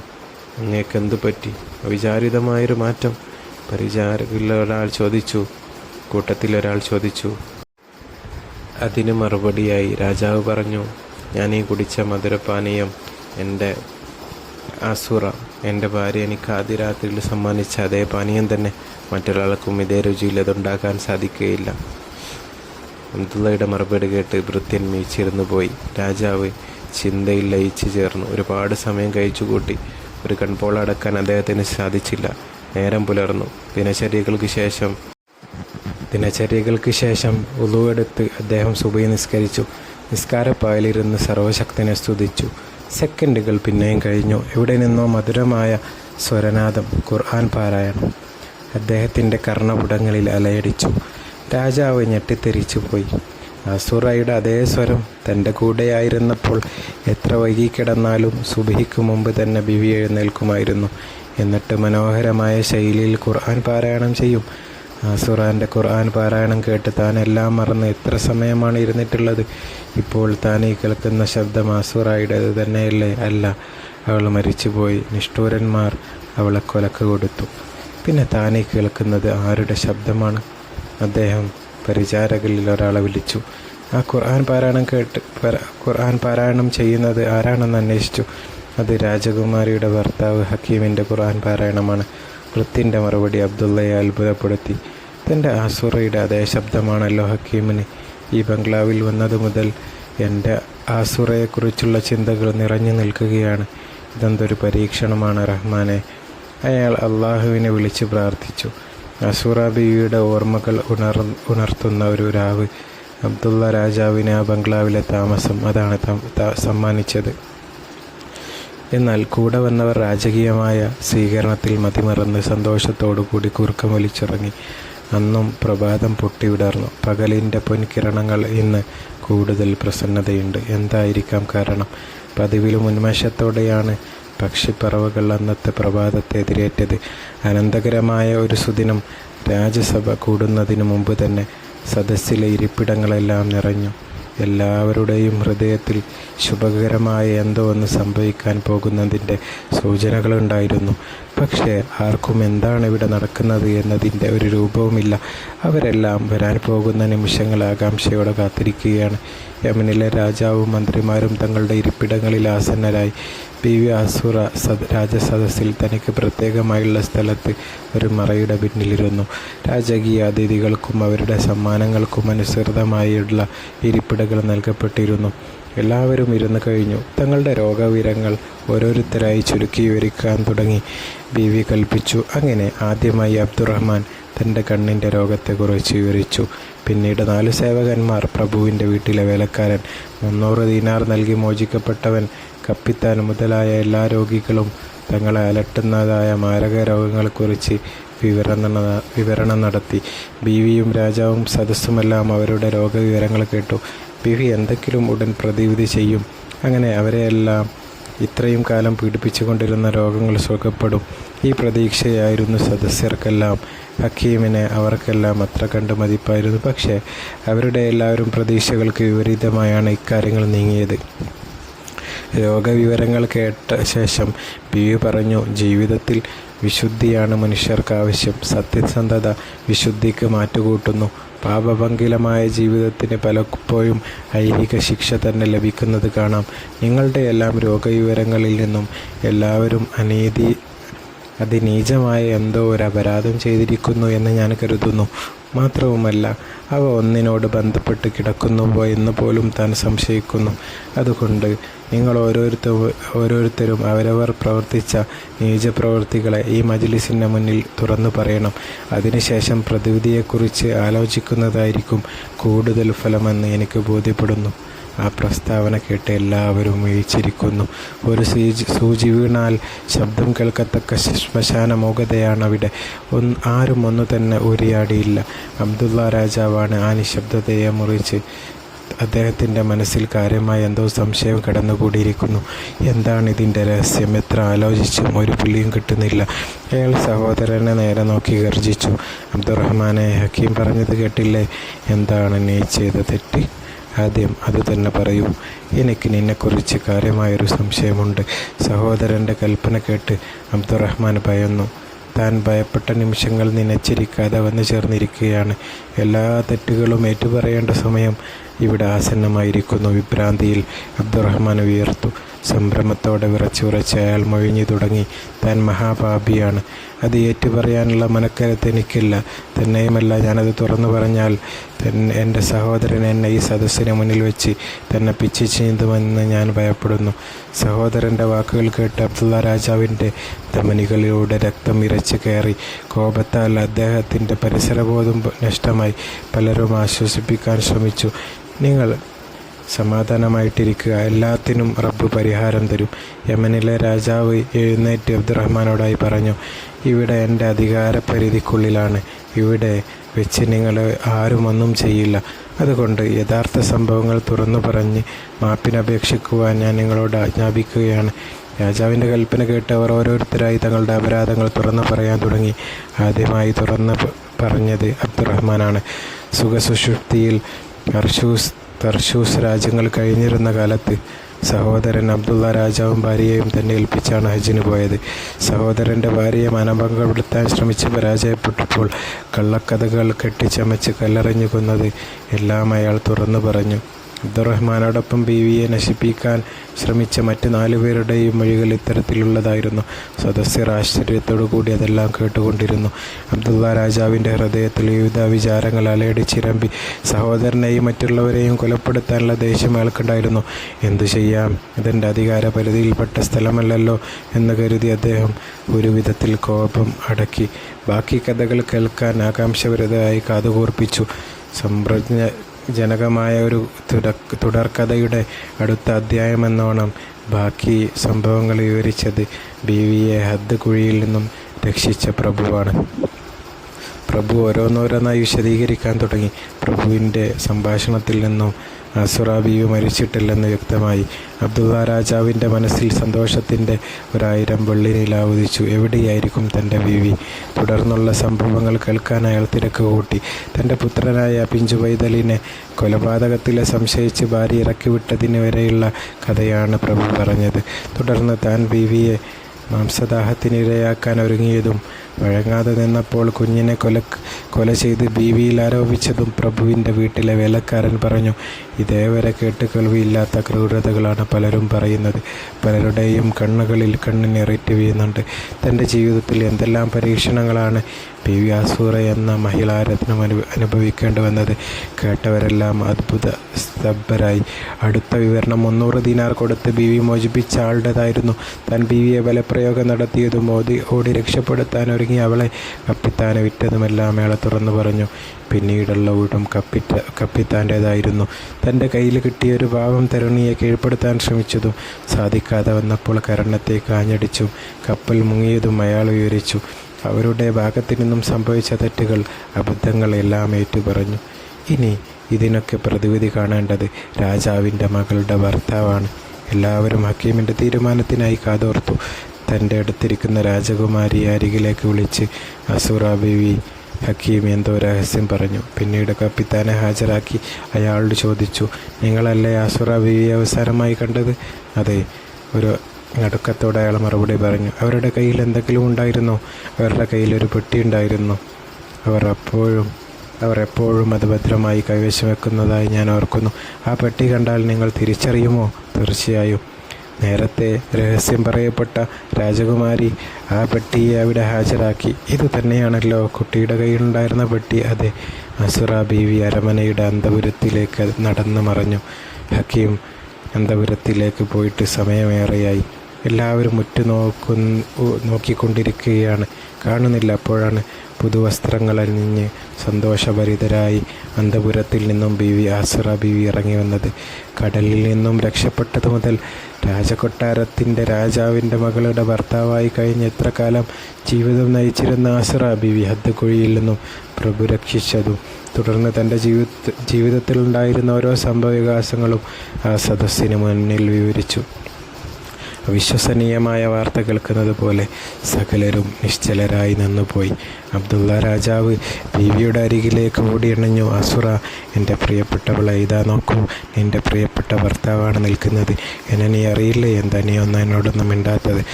അങ്ങയെ ഞാൻ കാണുന്നുണ്ട്, അങ്ങ് പറയുന്നതെല്ലാം ഞാൻ കേൾക്കുന്നുണ്ട്. പക്ഷേ ഈ പരീക്ഷണങ്ങളെല്ലാം അതിജീവിച്ച എനിക്ക് ഇനിയൊരു സൗഭാഗ്യ ജീവിതമില്ല.